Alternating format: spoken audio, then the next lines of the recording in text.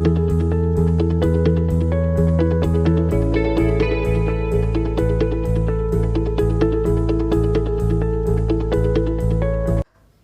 Dear student, welcome to the Scholastic. आज हम पढ़ेंगे क्लास 8 का साइंस चैप्टर नंबर फर्स्ट फसल उत्पादन एवं प्रबंधन, क्रॉप प्रोडक्शन एंड मैनेजमेंट। इसमें हम पढ़ेंगे फसल का उत्पादन कैसे होता है, फसल किसे कहते हैं और कितने प्रकार की फसल होती हैं, कब कब इसकी बुआई होती है और जिसका प्रबंधन या रख रखाव कैसे करते हैं। तो चलिए स्टार्ट करते हैं। जब एक ही किस्म के पौधे किसी स्थान पर बड़े पैमाने पर उगाए जाते हैं तो उसे क्या कहते हैं? उसे कहते हैं आपको फसल। जब एक किस्म के बहुत सारे पौधे एक जगह पर उगा दिए जाते हैं तो उसको क्या कहते हैं? फसल कहते हैं। यदि एक पौधा आप कहीं उगाओगे एक प्रकार का तो वो फसल नहीं कहलाएगा। जब ज़्यादा से ज़्यादा पौधे उगेंगे एक साथ तो क्या कहलाएंगे? फसल कहलाएंगे। फसल जो है आपके कई प्रकार के होते हैं, जैसे अन्न, सब्जियां एवं फल। जिस मौसम में यह पौधे उगाए जाते हैं उस आधार पर हम फसलों का वर्गीकरण कर सकते हैं। मतलब क्या है कि जिस मौसम में फसल उगाई जाती हैं उसी के आधार पर हम वर्गीकरण करते हैं। ऐसा नहीं है कि हर फसल हर समय पर हम उगा लें। भारत एक बहुत बड़ा विशाल देश है।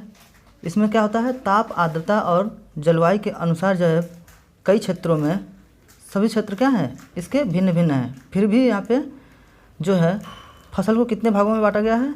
मोटे तौर पर यहाँ पर फसल को दो भागों में बांटा गया है। पहला फसल आपका क्या है? पहला देखिए यह खरीफ की फसल और दूसरा है आपका रबी का फसल। इस तरह से अब देखिए खरीफ फसल कौन होती है? वह फसल जिन्हें वर्षा ऋतु में बोया जाता है खरीफ फसल कहलाती है। मतलब वह फसल जिसको वर्षा ऋतु में उगाया जाता है उसे क्या बोलते हैं? खरीफ की फसल बोलती हैं। जैसे वर्षा ऋतु में कौन कौन सी खेती होती हैं? धान, मक्का, सोयाबीन, मूंगफली, कपास इत्यादि क्या है? खरीफ की फसलें हैं। उसी प्रकार रबी की फसल कौन होती हैं? रबी की फसल जो होती हैं वो शीत ऋतु में उगाई जाती हैं। जैसे कि गेहूं, चना, मटर, सरसों तथा अलसी रबी फसल के उदाहरण हैं। मतलब क्या है कि जो शीत ऋतु में उगाई जाती हैं उसे रबी की फसल बोलते हैं। और रबी की फसल में कौन कौन से आते हैं? गेहूँ, चना, मटर, सरसों इत्यादि। अब देखिए आधारित फसल पद्धति। फसल उगाने के लिए किसान को अनेक क्रियाकलाप सामयिक अवधि में करने पड़ते हैं। मतलब क्या है कि किसान जो है जब फसल उगाता है तो उसको बहुत सारे काम करने पड़ते हैं एक ही समय पर। कुछ जो है मिनिमम समय अवधि होती है उसी के अंदर जो है करना पड़ता है। ऐसा नहीं है कि पूरे साल भर वो करते ही रहें उस काम को। तो इस सारे काम को क्या होते हैं करने की विधि को ही क्या कहते हैं? कृषि पद्धति कहते हैं। और देखिए कृषि पद्धति में कौन कौन से आते हैं? पहला जो होता है आपका मिट्टी तैयार करना। पहला मिट्टी तैयार करना होता है, दूसरा होता है बुआई, तीसरा होता है खाद एवं उर्वरक, उसके बाद आता है सिंचाई, फिर खरपतवार से सुरक्षा, फिर कटाई और भंडारण। मतलब कोई भी फसल उगाने से पहले क्या करनी पड़ती है? उसकी मिट्टी को तैयार करना पड़ता है। मिट्टी तैयार करने के लिए क्या करते हैं?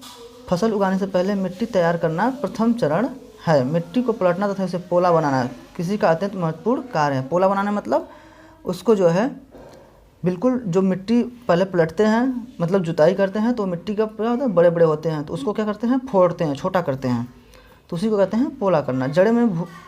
जड़ें जो होती है भूमि गहराई तक जा सकती हैं। पोला मिट्टी में गहराई में धंसी जड़ें भी सरलता से शोषण कर सकती हैं।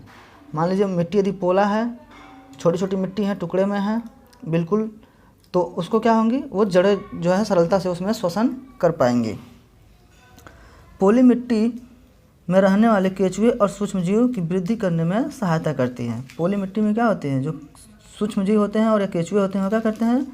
वृद्धि जो है करने में सहायक होते हैं। ये जीव किसानों के मित्र हैं क्योंकि यह मिट्टी को और पलटकर पोला जो है किसान का जो मित्र कौन है? केंचुआ। केंचुए को क्या कहते हैं? किसान का मित्र माना जाता है। क्यों? क्योंकि वो मिट्टी को पोला करता है और ह्यूमस को बनाए रखता है।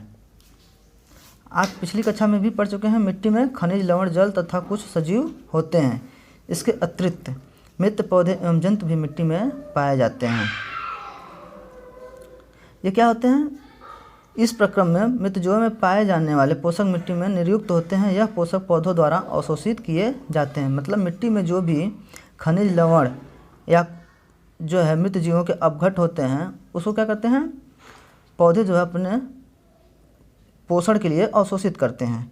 क्योंकि ऊपरी परत के कुछ सेंटीमीटर की मिट्टी ही पौधे की वृद्धि में सहायक होती है। मतलब पूरा नीचे तक की मिट्टी जो है वृद्धि में सहायक नहीं होती है, ऊपरी परत ही में सारे कुछ मिलते हैं ज़्यादा से ज़्यादा।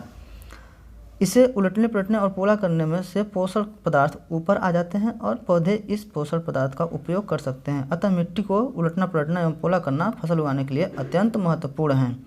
बिना मिट्टी को उल्टे पलटे और पोला किए मतलब उसको टुकड़े में तोड़ा जाता है। बिना किए क्या है, फसल उगाना जो है थोड़ा सा अच्छा नहीं होगा, क्योंकि फसल अच्छे से उगेगी नहीं। और इसी विधि को क्या कहते हैं, ये जितनी विधि होती हैं इन्हीं सब प्रक्रियाओं को मिला करके जुताई कहते हैं। और देखिए कृषि में जुताई करने के लिए भी तो कुछ औजार होते हैं काम करने के लिए। अच्छी उपज के लिए बुआई से पहले मिट्टी को भुरभुरा करना आवश्यक है। यह कार्य अनेक औजारों से किया जाता है। हल, कुदाली एवं कल्टीवेटर इस कार्य में उपयोग के लिए लाए जाने वाले औजार हैं। मतलब कौन कौन से औजार हैं, पहले हल होता है, कुदाली होती है एवं कल्टीवेटर। देखिए ये जो है आपका ये हल का फिगर है, इसमें देखिए किसान पीछे से 2 बैल को लगा करके जुताई कर रहा है खेत का। उसके बाद जो है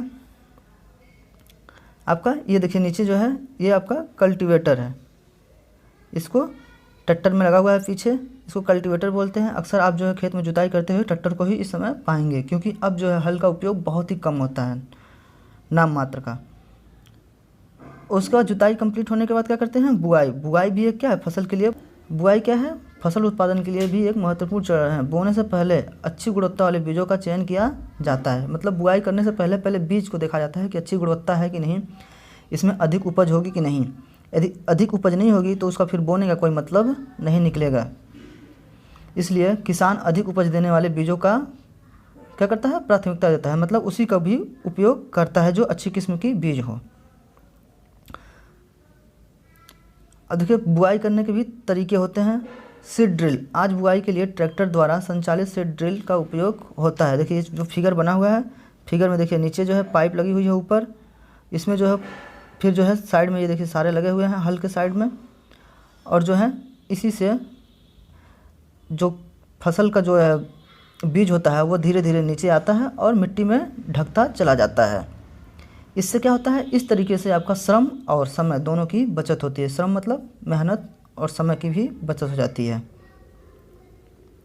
उसके बाद आता है खाद एवं उर्वरक मिलाना।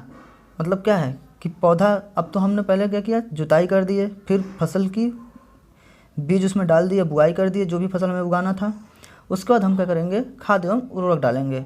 अब वे पदार्थ जिन्हें मिट्टी में पोषक स्तर बनाए रखने के लिए मिलाया जाता है उन्हें क्या कहते हैं, खाद एवं उर्वरक कहते हैं। जो पदार्थ मिट्टी में पोषक बनाने के लिए उपयोग की जाती है उसको क्या कहते हैं, खाद एवं उर्वरक कहते हैं।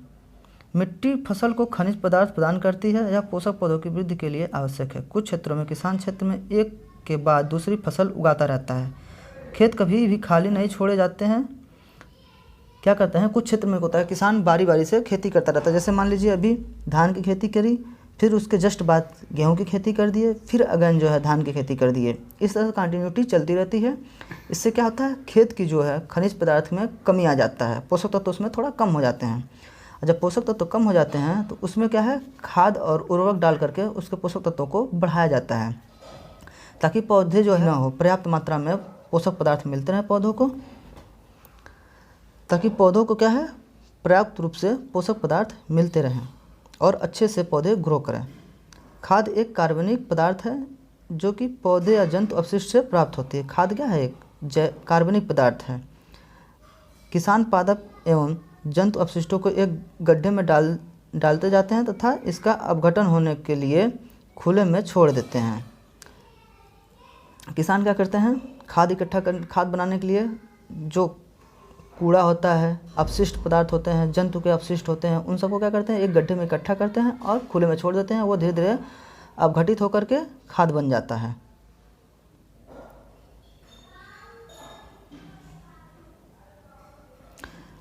अब जो है इसी खाद को क्या है किसान जो है धान और गेहूं के खेत में अच्छी उपज के लिए उपयोग में लाता है। और उर्वरक रासायनिक पदार्थ हैं जो विशेष पोषक से वृद्धि होते हैं।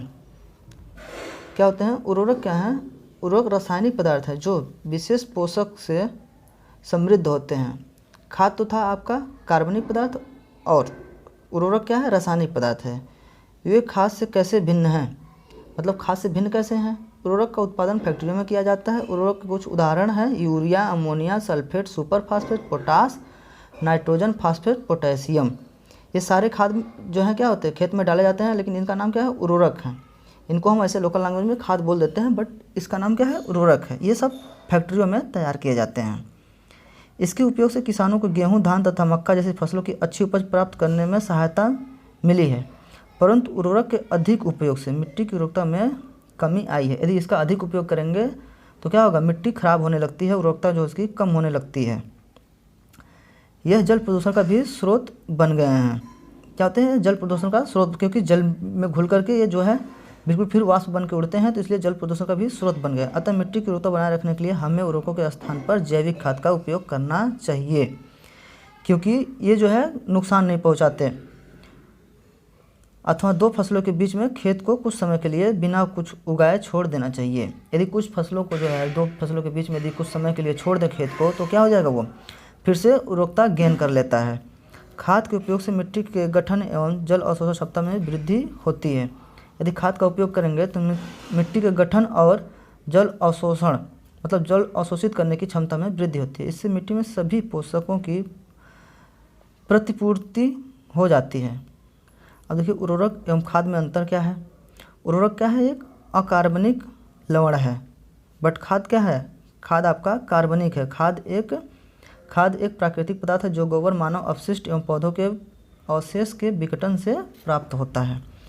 अब उर्वरक का उत्पादन फैक्ट्रियों में होता है, बट खाद जो है खेतों में बनाई जाती है। उर्वरक से मिट्टी को ह्यूमस प्राप्त नहीं होता है, और खाद से मिट्टी को ह्यूमस क्या होता है, प्रचुर मात्रा में प्राप्त होती है। उर्वरक में पादप पोषक जैसे कि नाइट्रोजन, फास्फोरस और पोटेशियम प्रचुर मात्रा में होते हैं। खाद में पादप पोषक तुलनात्मक रूप से कम होते हैं।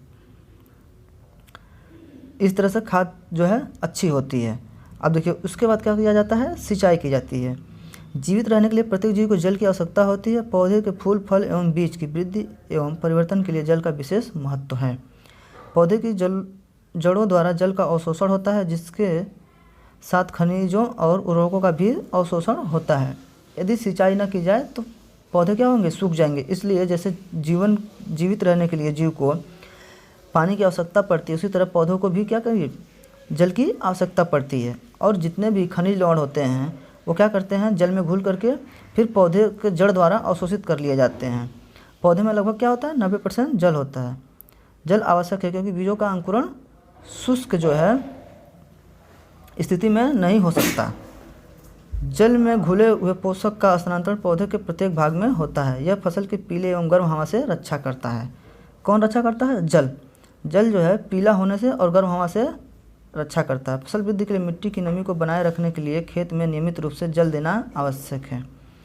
विभिन्न अंतराल पर खेत में जल देना क्या कहलाता है, सिंचाई कहलाता है। यदि अंतराल पर हम हमेशा जल देते रहते हैं तो उसी को क्या कहते हैं, सिंचाई कहते हैं। सिंचाई के स्रोत कई सारे हैं। देखिए सिंचाई के स्रोत क्या है, कुआं है, जलकूप है, तालाब, झील है, नदियां हैं, बांध, नहर इत्यादि जल के स्रोत हैं।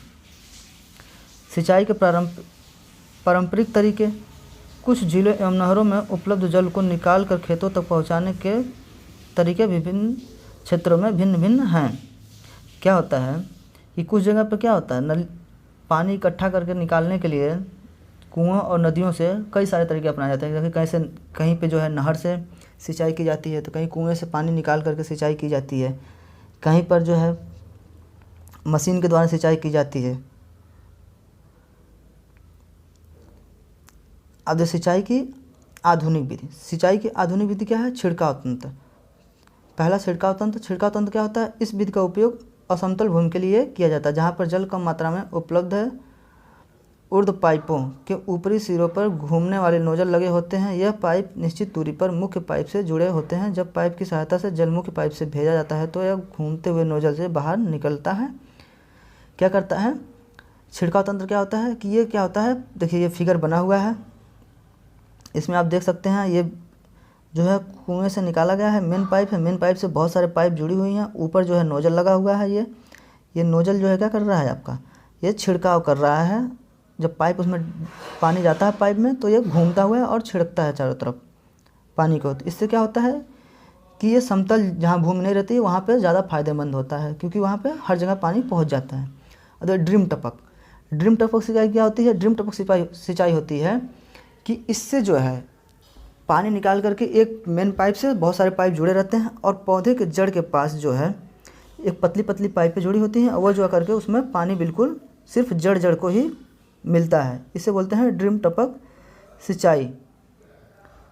और ये अक्सर बागों और वृक्षों में पानी देने का सर्वोत्तम तरीका होता है। अब देखिए खरपतवार से सुरक्षा। अब सिंचाई हो गई तो खरपतवार भी उसमें उगते हैं। जब हम पौधा उगाते हैं, फसल उगाते हैं, तो उसमें बहुत सारे क्या होते हैं? अनवांटेड पौधे उग जाते हैं। इन्हीं अनवांटेड पौधों को क्या कहते हैं? खरपतवार कहते हैं। इसको क्या करते हैं? हम निराई करके हटा लेते हैं, या तो हाथ से हटा ले निकाल करके। खरपतवार नाशी जो कीटनाशक होती हैं, दवाइयाँ जो होती हैं, उनका छिड़काव करते थे हम। खरपतवार नाशी कौन कौन से होते हैं? आपके 2,4-D होते हैं। इसका क्या करते हैं? छिड़काव करने से क्या हो जाता है? खरपतवार तो बिल्कुल जल करके ख़त्म हो जाएगा और जो है आपकी फसल पे कोई प्रभाव नहीं पड़ेगा। आपकी फसल जो है बिल्कुल सुरक्षित रहेगी।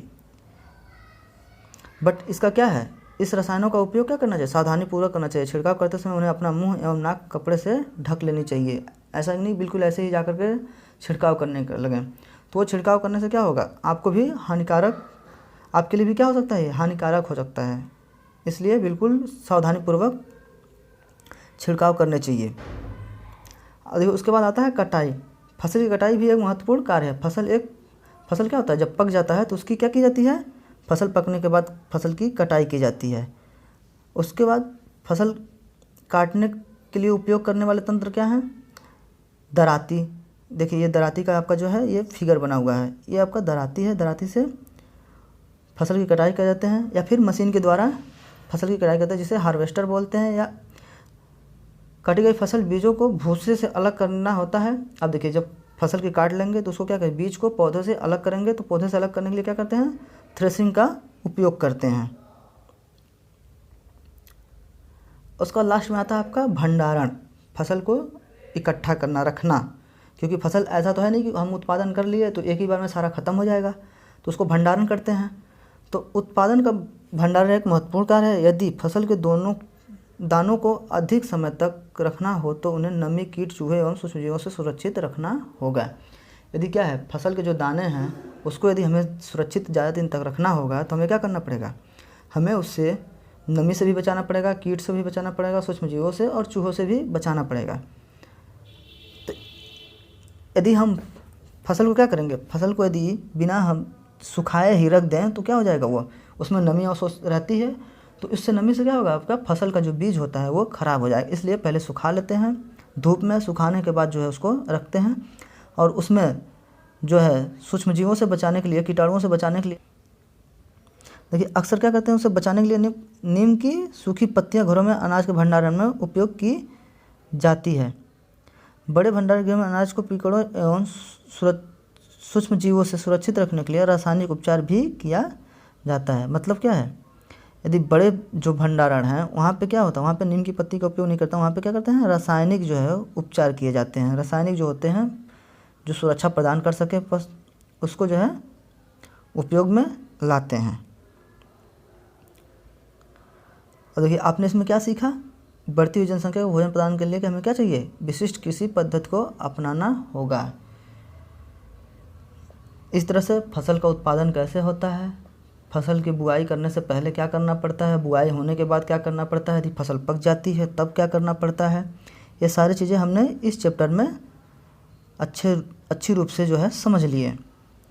तो चलिए तब अब जो है मिलते हैं नेक्स्ट वीडियो में।